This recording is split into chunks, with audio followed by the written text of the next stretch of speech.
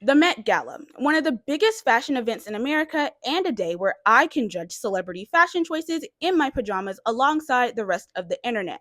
From iconic memes to some very iconic looks from themes that people actually understood, it's kind of inevitable that with the event approaching again this year, that there are gonna be some things to talk about.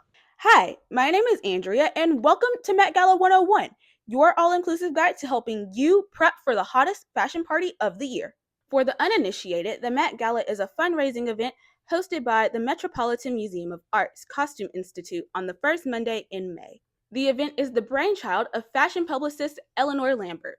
Diana Vreeland, the editor-in-chief for Vogue at the time, pushed the gala to be the cultural phenomenon we know it as today when she became a consultant for the Costume Institute, changed the venue to the Metropolitan Museum of Art, and added themes. The first gala was held in December 1948 as a midnight dinner, and it only cost $50. That's $662 in today's money, according to the inflation calculator. Now, as I've mentioned, the Met Gala has become a very coveted event. And a high profile event means a ton of coverage all over the internet.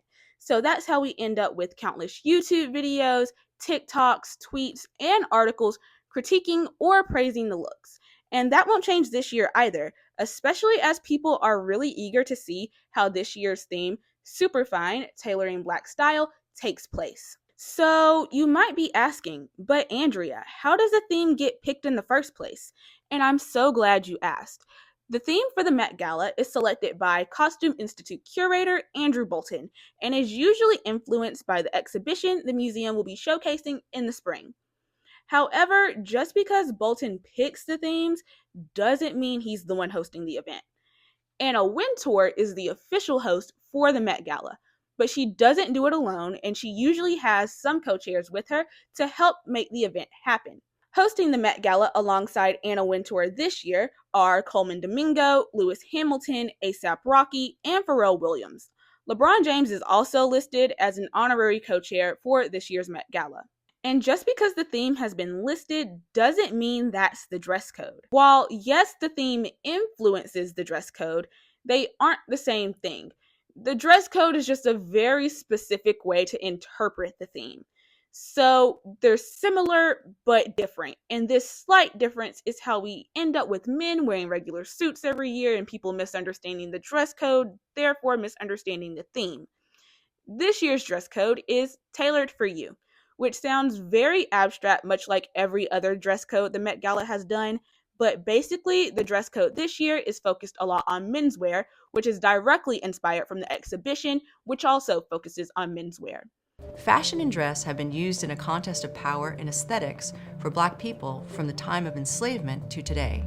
And dandyism has often been used by individuals to manipulate the relationship between clothing, identity, and power.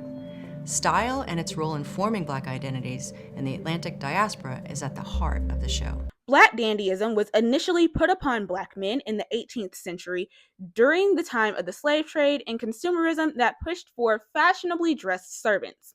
Later on, Black men would flip this narrative to use clothing to transform their identities and imagine new ways of showcasing both political and social possibilities.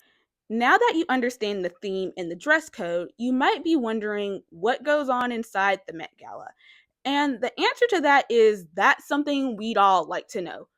Technically, the event has a no phone and therefore no social media policy, but nobody ever really listens to that. And because this rule goes ignored, that's how we end up with all of the bathroom selfies that spawn from the event, like this one. But we do know that there's a cocktail hour where guests will mingle and view the exhibition, a fancy dinner with assigned seating, and a performance.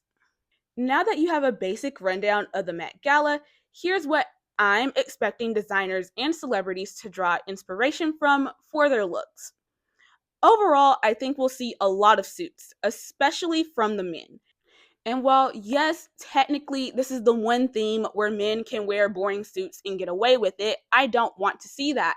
I want to see them have some fun with their suits this year. Some examples of the suits I want to see similar looks to can be seen in Coleman Domingo and the late Andre Leon Talley, or suits like the one Victoria Monet wore in the music video for her song All Right. But because being a black dandy has its roots in wanting to appear to be wealthy, I think a giant fur coat would also be fun to see someone in as well, because it gives off the I want these rich people to think I'm their equal vibe that black dandyism had. And being completely honest, I also wouldn't put it past someone to walk into the Met Gala dressed like a pimp from the blaxploitation era of film, or if they used Pam Grier as inspiration for an outfit. And it would honestly be very fitting for both the theme and the dress code if they did that. But that's all there is to it. And now you're ready to join the masses in our annual ritual to critique the celebrities, influencers, and stylists at this year's Met Gala. If you like this video, feel free to like the video and subscribe if you'd like. Thanks so much for watching, and I'll see you next time. Bye!